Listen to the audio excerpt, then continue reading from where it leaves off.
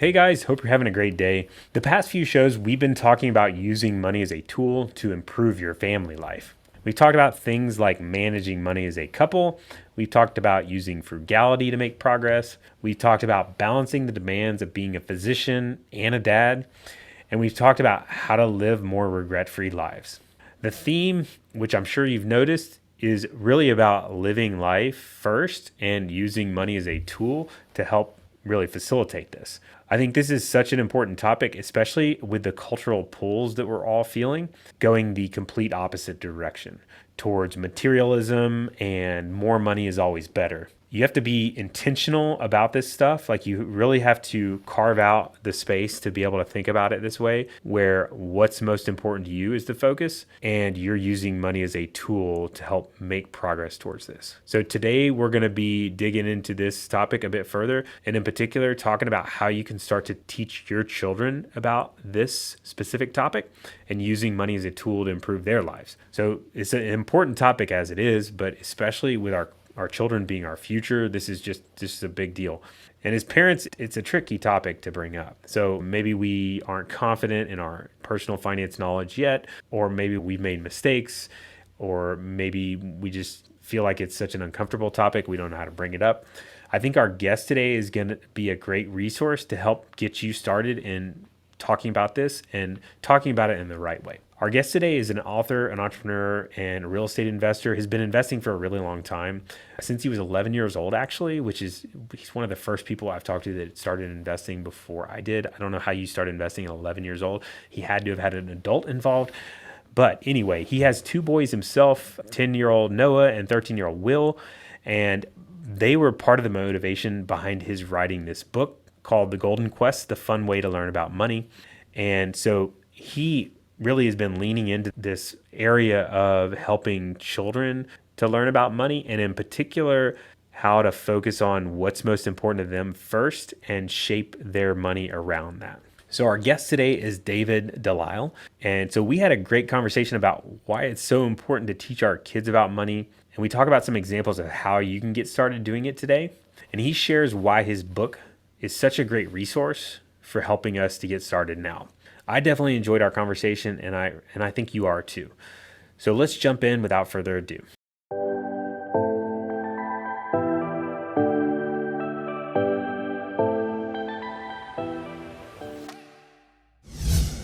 David, nice to be with you today. Thanks for coming on. Yeah, I'm excited to be here and talk about money. Yeah, it's like two of my favorite topics together we're going to be talking about today. We're talking about money, of course, and then parenting and raising your kids. So those are I think two super important topics. We're going to be talking about the two of them together and how we can better teach our children about money. David is in a unique spot. We're all, like, I think as parents, motivated to help our kids. I mean, that's just kind of an innate thing. But David has kind of taken this thing to the next level and has been really leaning in on how he can better teach his children about money. And he has even recently released a book about how to teach your children about money. So maybe before we start to go down that road, David, can you share a little bit about like what got you going down this path of like really leaning into how we teach our children about money? So, yeah, that's a great question. For me, so I was that money nerd that was reading books when I was like 11 and getting excited about it. So I remember doing all those things. Back in the day, we didn't have index funds. So you'd read about different fund advisors and who was running different mutual funds, all the real nerdy stuff. And then as my boys were getting older, I just started thinking about like what type of values do I want to pass on to them? What do I want to teach? And a lot of the lessons were around money because my views on money over the years, because they've evolved, are fairly unique. And then in doing that, I started just creating this book of ideas that I want to pass on to them. And then it just evolved into a graphic novel, which is so fun because that's what kids are reading these days. They love their comics. Mhm. I thought, how can I make this fun? Distill all that information to like, what are the key messages that are really important that even for an adult, if you get this, money's not going to be something that you stress over or worry about for the rest of your life. Yeah, my sons are reading the graphic novels. They're definitely super popular nowadays. And it makes sense because they're very visual and, stories. And some of them even have like little short stories within stories. So it's an entertaining way to do things. And I want to talk about it in a little bit and circle back to this, but how you actually were able to do that while also teaching about money. That's something I'm thinking about. But maybe before we get into that, like you said, there were some unique things about you and money. Can we talk about that first? What's unique about how you view money? So the big one is, so I've always seen money as like a tool and a means to an end. Like I never thought of money as how many things I could buy, but what the money can do for me, and thought of it in terms of like freedom and retirement, even at a young age. I didn't use those words necessarily, but I saw it as a means to an end in that sense. And then what I really discovered, especially in writing more and talking to more parents, is, and we briefly talked about this idea of money. Almost all of our conversations around it are, how do I have more money? Whether it's from the saving end or the spending end or the earning end, everyone's goal is how to have more. And not that there's anything wrong with having more, but I find it distracts us from the first lesson, which we should all be having, is why you want more in the first place. What really lights you up? And in the book, I refer to it as the awesome stuff. Like, what's your awesome stuff? And what I found is, if you don't really have a clear understanding of why you want the money and what's important to you, and the only thing you know about is how to have more, it doesn't matter what plateau you hit, you're always looking at the next plateau. And so you never have enough. So this whole idea of what's your awesome stuff, the mindset piece around that, I find, is sort of key to really not have money be this massive stress in your life and you're constantly chasing. Yeah, if the end goal is money, money in itself brings zero happiness. Like it's just, of course, you can use it as a tool to improve life, but like more money in itself does not change anything really. And in some cases, it can make life worse. Well, first of all, we're not necessarily doing a great job, in my opinion, of teaching our children about money, but probably even more important is we're not doing a great job of teaching our children about mindset or even values and even purpose and like what's most important. And I think we could do like 6 podcasts on that, by the way, but you've kind of bundled this all up. That's kind of the direction I have gone to with money. Is I think it's such a intertwined vehicle that if you're using it right, you're using it more as like a catalyst to other areas of life. But you have to get that life part first as the priority and really work on defining that. And I think that's a good foundation. But it sounds like did you have this mindset or mentality like as a child even? A little bit as a child. It's interesting though that it's definitely evolved. Like even in the writing the book and talking about this more, I've noticed more and more how much money stays in the background and things have less value for me because I'm Mm-hmm. talking about it all the time. I'm talking about what's really important and what lights you up and what's your awesome stuff. And Mm-hmm. so more and more, those things have less value. So I had it a bit as a kid, but definitely it's grown. And that's what I love is this whole thing's a journey, and there's no judgment in it. So if your awesome stuff is expensive cars or expensive food or vacations or watches, it doesn't really matter what it is that lights you up. It's just really knowing, does it really light you up? Mm-hmm. Because it's the chase that I'm trying to stop. So as you're mentioning, like the money in itself, what people don't realize is there is no end to the chase. And all we have to do is look at our athletes and our stars and our billionaires, those people that are still chasing, because there is no end to the chase unless they figure out what's really important to them. It doesn't matter how much money there is. If you're still thinking of money as the goal, you'll never have enough because there's always more you can have. Right. I mean, and it also makes you lean heavily towards, well, I guess it depends on your lean, but like me personally, if I go all in on money as the priority, I'm going to just die like a rich old man. Like that's how, because I'm a saver. I grew up as like with the scarcity mentality of have to be having resources so that life's not stressful and whatnot. But if you just keep doing that over and over again, you never use any of your money and you die a rich old man. And Yeah. nobody wants to do that. So I wasn't as lucky as you to have that mentality early on. In fact, the other day I was looking at my goal setting from like early in my career, which is super interesting because it was like first goal, net worth, blah, blah, blah, and make income, blah, blah, blah. It was all, they were all straight up money goals. And then I remember I had one on there that was like, in a couple of years, need to focus on like spirituality and relationships, which was, it was like the classic backwards money was the primary goal. But I had to kind of learn through experiences that that doesn't provide much or any happiness. But like with children, I think that's the optimal time to start with this. How do you teach kids that mindset? Like, how do you start early with So, that? so this is what's so amazing. And to be honest, like this is, I mean, I love the money stuff, as I mentioned, and I creating money and the habits to create money.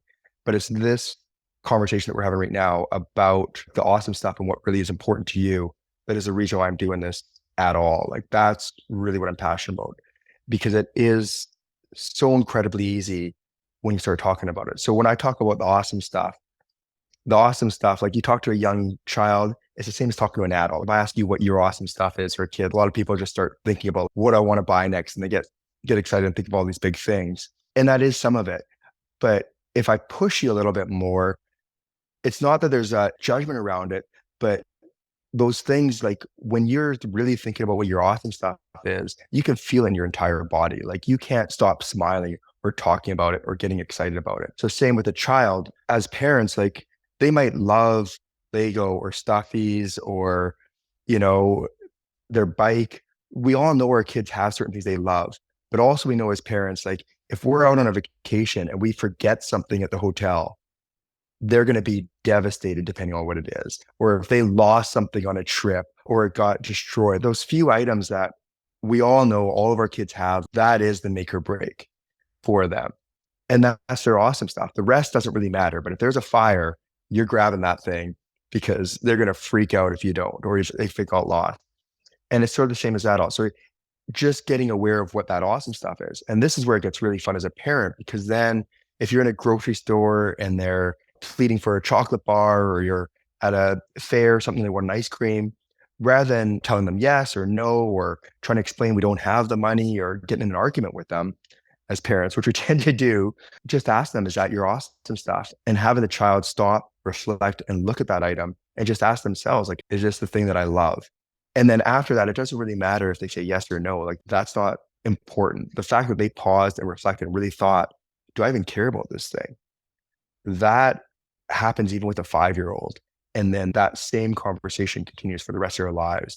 And so now they're hyper focused on what really brings them happiness and what they really love rather than what they want in the moment. Yeah.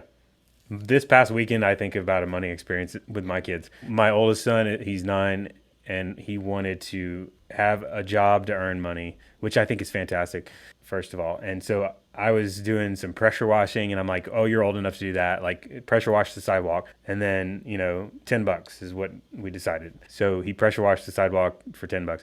And then the middle son is like, I want to do it too. And I'm like, okay, here's another one for you, $5 or whatever. And so they both did the jobs and did a good job with it. And later on that day, they have their $15 and they're like, we want to go to the store. And my oldest is like, I want to go buy Pokemon cards because he's really into Pokemon cards.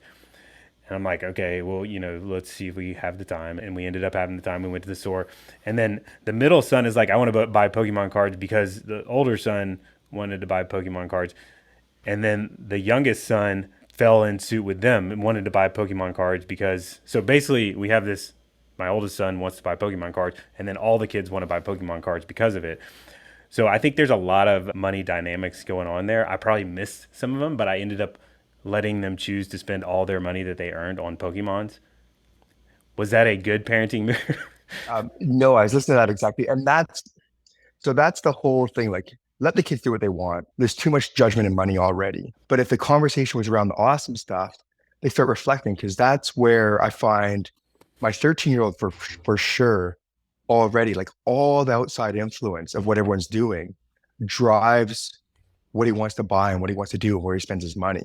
So if they don't sit on really what is important to them, they'll do that. Oh, my older brother's into these Pokemon cards. My other brother, like everyone's into it, so I should be into it. Right. And then you realize like one might really be into it. I think the oldest, it was his awesome stuff. And then the two younger ones were just following his awesome stuff. And that's the thing. So it's not that Pokemon cards are bad. For the youngest ones, if this isn't something that's their awesome stuff, what else could they be buying instead or Mm. spending that on that really makes them excited? Because now they spent it. So in the moment, they were excited, like they spent it. They're just like their older brother and they're hanging in there. Hmm. But then a week later, when you realize these things are scattered around their bedroom, they don't even care about them. They just that waste. It's that reflection of like, well, is this your awesome stuff or is this your awesome stuff?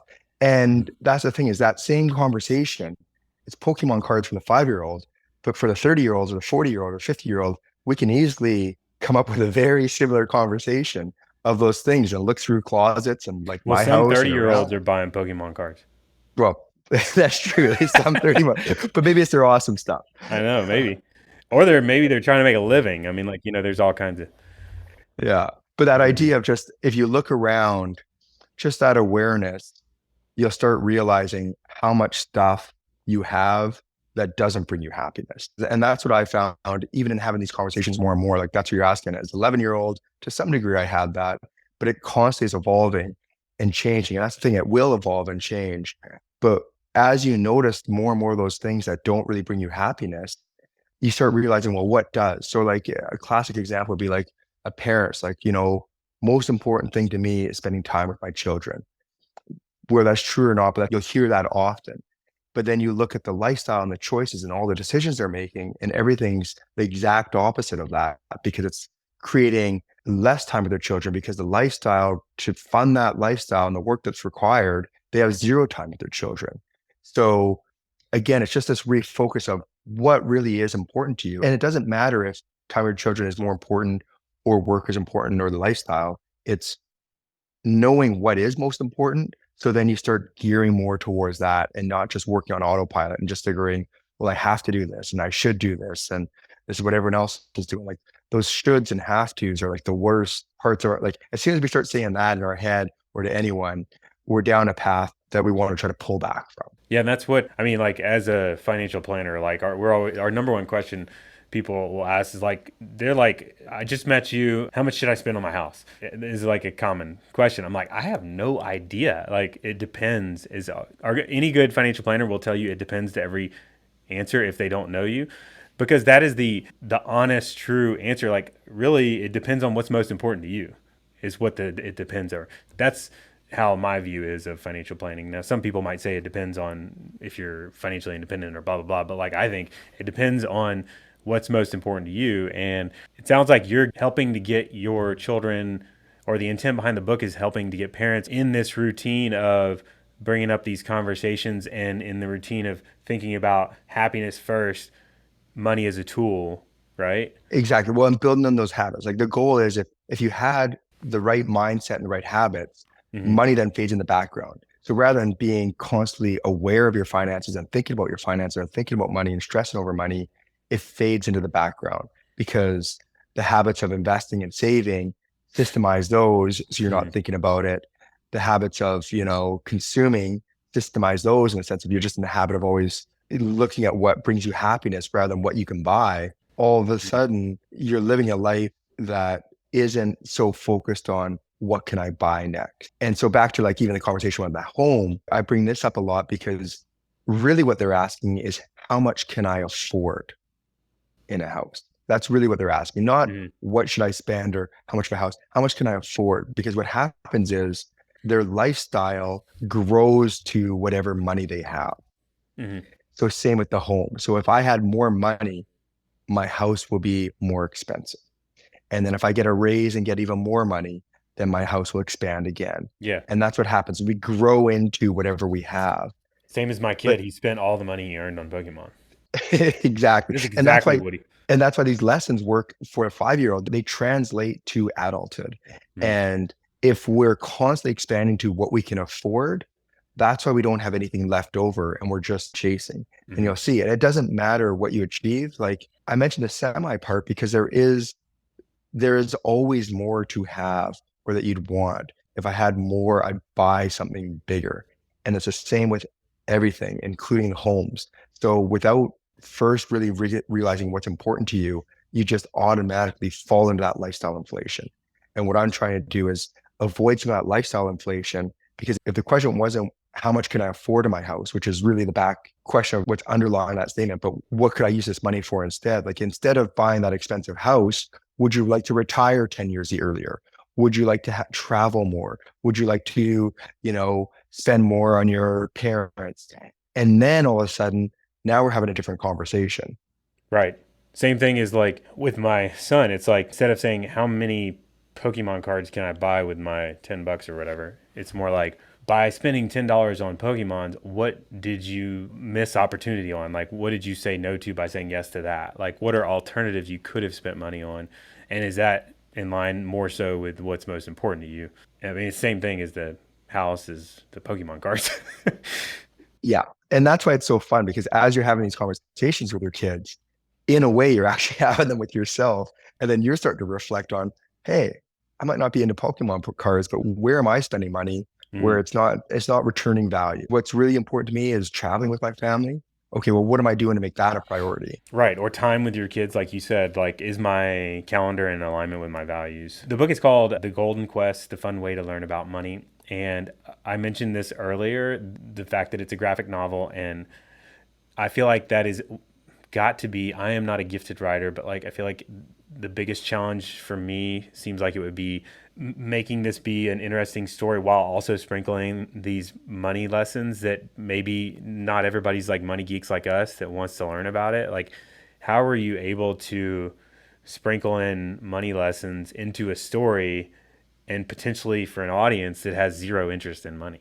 Yeah, I mean, really what you have to do is get really clear on your message Mm-hmm. and simplify it because there's no room to really expand on it. Because if you think of like your typical comic, you've got those little like balloon text messages that you can only put so much in there. So it's not written like a novel or a book. It's written as a story and it's very conversational. So basically, a young boy goes on a quest, and on this quest, he meets different mentors that teach him these different lessons. And so it becomes conversational. So even with this idea about the awesome stuff we're talking about, the lessons about the awesome stuff, and the boy immediately starts laughing and talks about how everything he has is awesome and what's he even talking about. So then there's a bit of a banter back and forth of like, okay, well, let's think of your room and all the stuff in your room and what's the stuff that you love the most. And then the boy focuses on that and he's like that, like use like that's your awesome stuff. And it's sort of like this aha moment of the boy realizing like all those things didn't matter, but this one thing did. But it's very conversational without this long discussion of like me talking about what do you feel on the body and what is this? And here's some examples. Like you can't talk about all that stuff in the book and just really simplify it. And I try to as well sprinkle in nuggets. So like on a second or third or fourth reading, you every time you read it, you'll pick up something new. And that's the thing is it's you don't have to know everything about money or everything in the book the first time through. Just if you pick up a little tidbit or a little hint, that'll just help guide in the way you think about it and your perspective or some habits, then it's a win. Yeah, it's a. I found if you can keep their interest in a book, that is half the battle. And I think if it's a book about money, I mean, that's a huge win because I think as parents, a lot of us don't exactly know how to bring up topics that are like money's taboo, or maybe we're like, I have not done so well myself, and like, I'm not a money expert. And like, there's all these like reasons we come up with that we're not going to bring up money with our kids. And so we just like, just be on the back burner, which ends up being that meaning that the kids get pushed by the culture in whatever direction the culture pushes them. So this book is a great way to kind of insert in the topic and get the conversations going that we all, I mean, most people agree this is a super important topic. It's like one of the most important topics. It's crazy. I like that you use the word taboo because that's exactly it. Like it's we'll talk about sex before we'll talk about money Mm-hmm. and how much we earn and what our savings is and how much we spent on our, our home. And that's what's so crazy. And so when we talk about kids and just teaching about money, really the first thing I tell parents, which is so easy, is again, just having these conversations. And they don't have to be big conversations about how to spend or investing or the stock market. It can be as simple as this is how much this costs. No judgment in it, but you're going to fill your car up with gas. This is how much the gas costs today. You're going to buy groceries. This is how much the groceries cost. And those conversations can obviously change depending on the age of your child. But just that awareness of what things cost and what you're spending, that's huge. Like Right. there's no way we can teach the value of money if they don't know how much things cost. Right. We had a lot of money conversations this weekend for some reason, I guess because we were earning it and spending it. But my middle son was like, he was asking how much this truck cost. It was a really, really nice brand new truck. And I'm like, it's probably $70,000. And he's like, what? And then I'm like, but guess what? Do you know how much daddy's car costs? And he's like, no. I'm like, $4,000. I'm like, which one would you want to drive? And he's like, I'll take the $4,000 one. This son would. But I think that's just a great little tiny nugget of information to have. But you could feel that tinge of like, do I really want to talk about this topic with my kids? I mean, that's the cultural pull is like, just, we don't talk about this stuff. Yeah. And that's the thing is it's because there's so much judgment around it. And so when I try to have these conversations with my kids, I try to tell them like there's no right or wrong, or if I'm buying something, it's not to make you feel guilty for how much is being spent. And don't go telling your friends necessarily like, oh, this is how much we spent on this and this is how much this cost. It's just for information for you. So you know what things cost. Because as parents, we're like, they didn't even appreciate like I just came back from Disneyland. You'd be like, they didn't even appreciate like we spent this much money, A lot. but they don't know how much money you spent. Like that's the thing is if we don't tell them how much things cost, how can they recognize that it was expensive? Like if we take them to one meal or another, like eat all your burger, like they don't know that that burger cost, $30 here and $5 there, like unless we have those Mm. conversations. And then the beauty of those conversations, like you just mentioned with your son, like you might not even realize how simple it was, but in just telling him how much the expensive truck cost that he loved in your car without any judgment, all of a sudden in his mind, now there's a comparison. And that comparison now gives him a choice. Because before that, hands down, he'd be like, I want that like that fancy Mm. truck. Why would you not want that? It'd be But no brainer. now you've given him enough information that now he might still want it, but it's changed the conversation in his own head Mm. of what's important to him. Well, he's like, I could buy 70,000 Pokemon cards with the difference. Right? And that's exactly it. And that's what we need to do as adults as well. What could you buy with the difference? Because if you're just looking at fancy objects and thinking like, I like that, I like that, I like that, we all like those things. But what do you really love? Like because there's a cost to everything. And same with a truck. You get that truck. Does that mean, do you have enough room in your driveway or do you have to get rid of your other vehicle? Mm. Or can you get is two trucks better than one? Is three trucks better? Like as soon as you start recognizing the cost and the opportunity cost and what else you can be doing. Like you said, 70,000 Pokemon cards, that changes the conversation. And that's what we need Mm. to do is just no judgment, but change the conversation. Because if we don't change it, we're just going to be led by this consumer culture where there is no end. And that's the thing is if I knew there was an end, if me as a financial advisor could give you enough good advice that you would reach the end and have enough money that you can buy all those things and your life would be complete, I'd be having a different conversation. I'd be pushing for that. But the reality is there isn't. There is not an end if that's the path you're going down. Yeah, it's a never ending. It's like the rat race. I'm curious. So we talked about like spending and the lifestyle creep and cultural pulls, and I'm curious how I know you intertwined the concepts of saving and giving. So I mean, you can either spend your money, give it away, or save it, right? So like, I know you intertwine the saving and giving components. I feel like, at least when I've had conversations with my kids, sometimes those are harder. They always want to get the Pokemon cards, basically. You know what I'm saying? So it's always, not always, but like, that is very strong pull. So I'm curious how you intertwine these other components of like giving and saving and balancing in living in the Yeah. now. So that was a tricky concept for me because you mentioned like you grew up with a scarcity mindset. I did as well. Like I always felt like, there's this money, if I give it away or if I don't have it, then like I'm going to struggle or I have less. And so this was a tricky concept, but there's a lot of research around giving. And not only is giving the kind, like we all of us know that giving is a good thing to do and it's a generous thing to do. But paired with that, there is research and science showing that the more you give, the more that comes back to you. Some of it's intangible, but it can be financial as well. So there's this real reciprocation of giving and becoming richer. And so I really want to try to figure out a way to show that or play with that for kids. So exactly, and I love that you mentioned this idea of like the giving and like they want the Pokemon cards because that's the same conversation that happens in the book. The kid's like, if you give your money, you'll have less. Like that's just the nature of giving. You give and you'll have less. But the whole chapter of the story is around having more by giving. And so they explain how like they start showing how like just the act of giving and all of a sudden they felt richer. And then as they felt richer, the people they helped, they became richer. And then those people helped them. And then basically it shows how this simple act of giving in this small town Mm. reciprocated and flourished where everyone started becoming richer and it came back. And the person who gave initially, their business grew and the people coming to them grew and their orders grew. And all of a sudden they had more money than they knew what to do with. So they gave more of it away. And it just sort of shows a version of how that simple act of giving can reciprocate and come back. And it's not always a net zero in giving and all of a sudden nothing comes back. Yeah. I agree with the giving, like you said, the research around it. I think I've seen some stuff that says like giving has the best return on investment, like as far as happiness of anything you can do with your money, which is super interesting because it's like as a financial planner in our day job, we tend to kind of really try to carve out savings. We're always talking about you got to save for retirement, blah blah blah. I'm talking about as an industry, you financial advisors and planners are always talking about saving for retirement.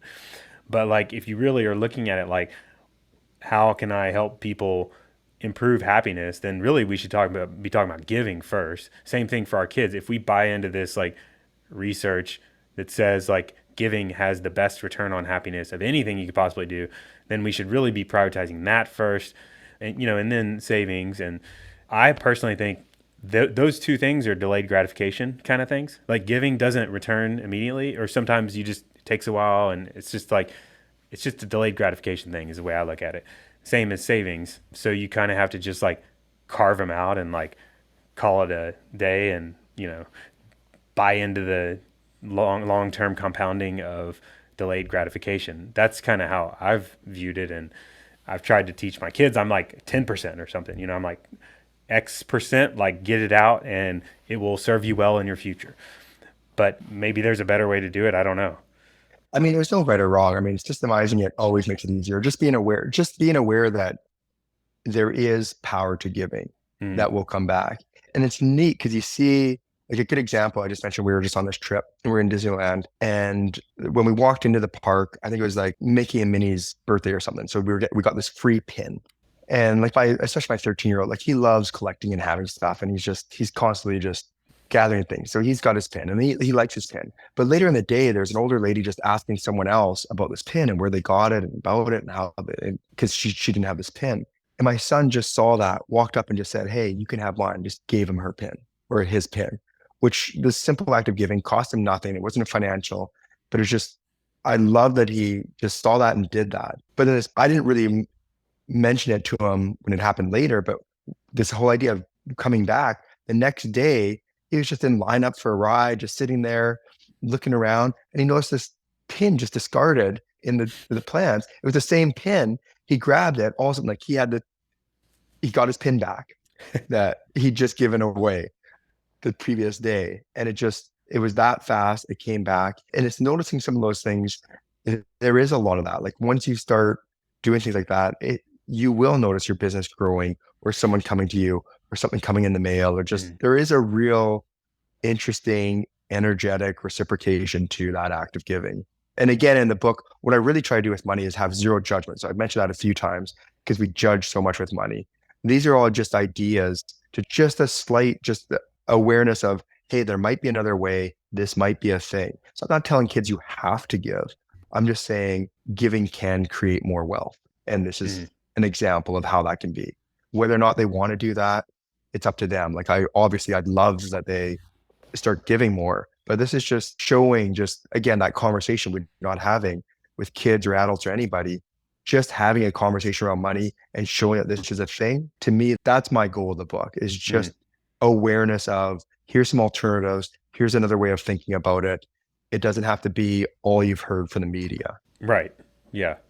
No, I think that's why it's so good. And I like the way you worded money mindfulness. I think that's just a good way to this concept you talk about in the book. It's like helping to improve our kids' mindset and view of money is that's where the needle is moved. Like we can teach them about like interest and rate of return and all those kinds of things, and those are important too. But like helping them to realize money is a tool and to help them live a happier life, and it's not all about the pursuit of more.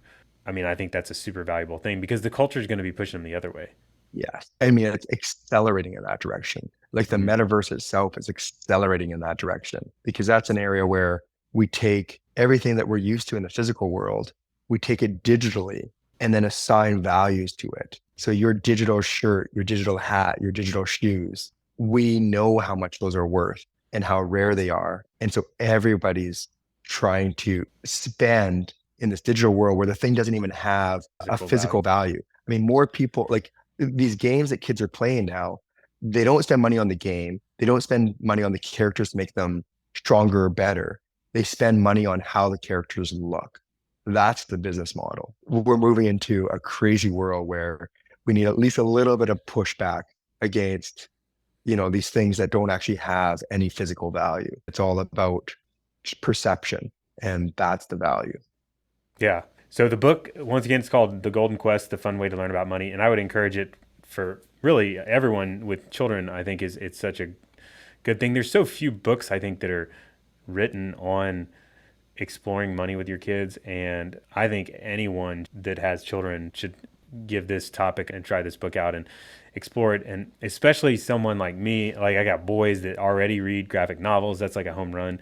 They're already kind of doing their thing there, and they're gonna be like, oh no, not another day. Because I sit them down and have like a spreadsheet conversation about money, and that's not usually the most productive because they start getting bored real quick. And unless they're just total money geeks like us, as a kid, I probably would have liked somebody to sit me down and like show me like the spreadsheet and like return on investment, blah blah blah. But like most kids are just like trying to have a good time and like be around their friends and that kind of thing. So this kind of thing can really like I love it that you're like leaning into what's most important to them in the fact that the way that you wrote this book even. For sure. Yeah. And that's exactly it. Because I mean, it's rare to find a money nerd. Most people at any age don't want to talk about this stuff. So I try to make it as simple as I could. And I mean, it's great for younger kids. 5 to 12 is really a target demographic. But even like, I'd love to see this for high school grads or kids just going off to college. Like it's a great way to just Mm-hmm. remind yourself of these simple habits and then incorporate them into your life and in a fun way. So even if you don't like the spreadsheets, which 99% of the people don't. Mm-hmm. This is a good way to just get these concepts in an easy way. So Yeah. um, that's exactly what I was trying to do. Yeah. Well, I love it. Well, David, as we wrap up, any other resources or suggestions? I guess maybe where can people find you first of all, and any other suggestions or resources for parents? Yeah, so you can buy the book on Amazon. It's called The Golden Quest. My website, you can buy it directly as well. It's theawesomestuff.com. So I build everything around this concept of what is your awesome stuff and only buying Nice. the awesome stuff. So theawesomestuff.com as well. I'm on TikTok and Instagram under that same handle, The Awesome Stuff. And I'm right now in the process of putting together a conference for families next year, end of next year, about this time next year, where you could come with like your kids and your grandparents and learn in this experiential event, just these basic concepts and start having these conversations because that's really all it's about is starting the conversations. It doesn't have to be heavy.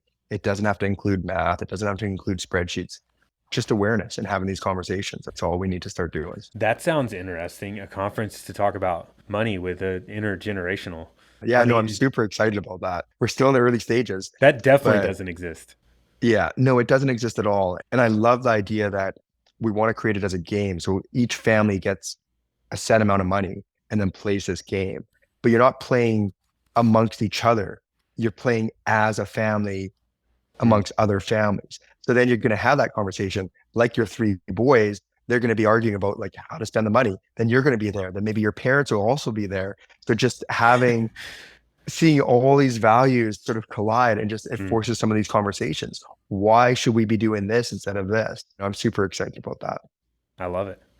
Yeah. Well, David, thanks for joining me today and coming on. I love talking about this topic. We could talk about it for hours and hours, I'm sure, and days, but I appreciate you chatting with me about it today. For sure. No, I love being on here, and like same. I love these conversations, and this is a passion of mine. Like this is why I'm here, is just because I'm wanting to get this message out and have people just have these conversations. Well, I appreciate your work.